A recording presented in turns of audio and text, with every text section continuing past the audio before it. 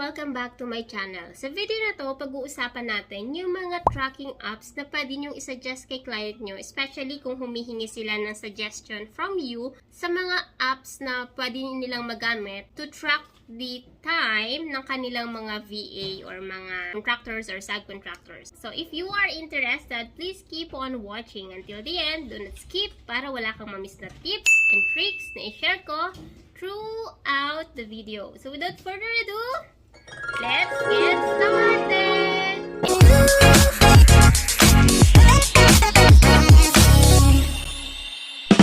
Kung bago ka lang sa channel na to, I'm Kaji, virtual assistant, executive assistant, bookkeeper, accountant. So kahit anong work pinapasok ko, basta't online, kasi online works is amazing!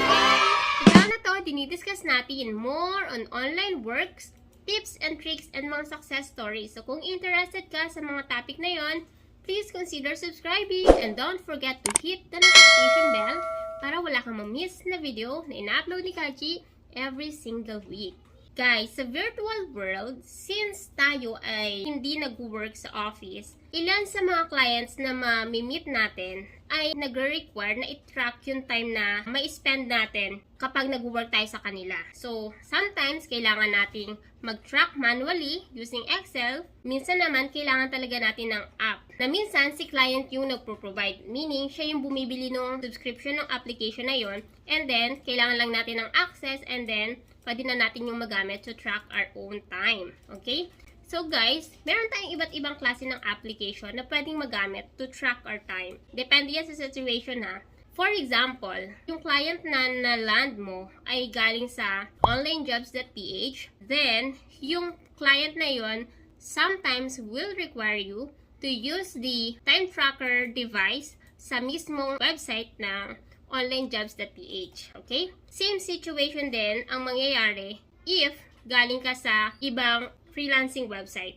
I know sa mga freelancing website, meron silang built-in na mga tracking devices or tracking apps na pwedeng magamit ng mga freelancer kapag nag-work sila.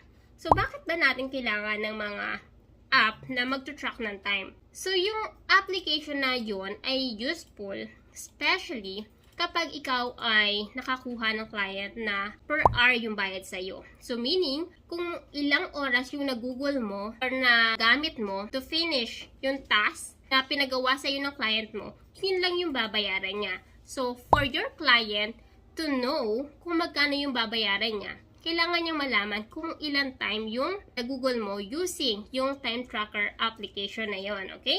Sa experience ni Kaji, merong akong mga application na nagamit na before na pwede kong i-share ngayon sa inyo, okay? So, meron tayong tinatawag na number 1, Hubstaff.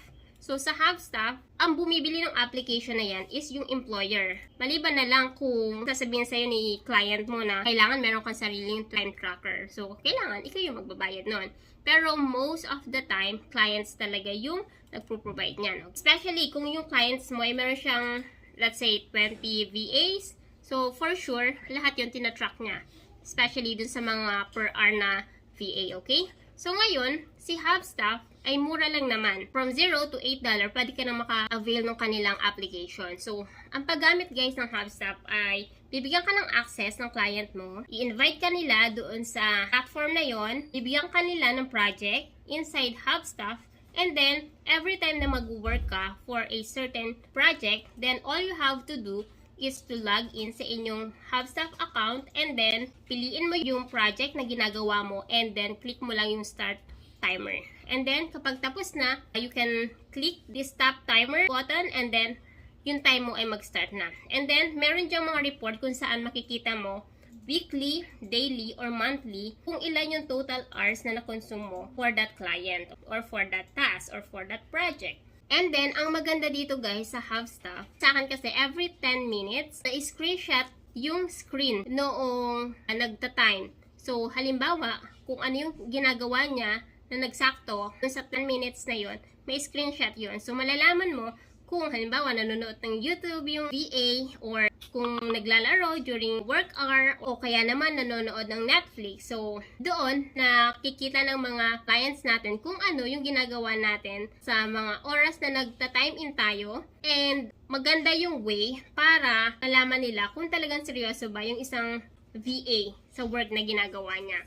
So, since malayo tayo sa kanila, hindi nila monitor kung ano yung ginagawa natin during that hour. So, itong mga application na to or mga time tracking application na to, so yun yung magiging way nila para matrack nila yung ginagawa natin, okay? So, aside from that, meron pa tayong tinatawag na time doctor. So, time doctor, ganun din siya, para din siyang Hubstaff. Pero I think, mas maraming gumagamit ata sa time doctor, pero I'm not sure. Pero mas bet ko kasi si Hubstaff. Madali siyang ma-navigate and madali mo makita yung report or kita yung total hours na konsumo para gawin yung isang task. Okay? So, meron na kayong masasuggest sa mga clients nyo. So, kapag yung clients nyo ay galing sa onlinejobs.ph, so meron na dong sariling tracker na ginagamit. And then, ganun din sa free app and sa other freelancing website. So, meron tayong Hubstaff din, meron din tayong Time Doctor.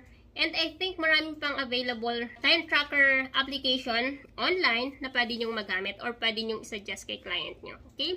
Pero syempre guys, mas gugustuhin natin as a freelancer na hindi track yung oras natin. Okay lang siguro yung time in, time out. Pero kung ikaw ay fix yung salary mo on a monthly basis, mas okay din siguro na hindi na ito-track. Pero nakadepende kasi yan sa client mo. Okay? So kung ano yung gusto ng client natin, then sila yung masusunod. Okay? Ganito yung kasi yan guys. Sa una, i-require ka ni client mo na gumamit ng time tracker, okay? Bakit na ginagawa yon? Hindi dahil sa gusto niya lang malaman kung anong ginagawa mo. Way niya rin yun para establish yung trust na meron siya sa'yo. Kasi, for example, the first month na nag-work ka sa client mo, nakita niya dun sa time tracker application na ginagamit nyo or software na ginagamit nyo na you're not doing the work. Naka-login ka, pero you're doing something na hindi naman related dun sa work.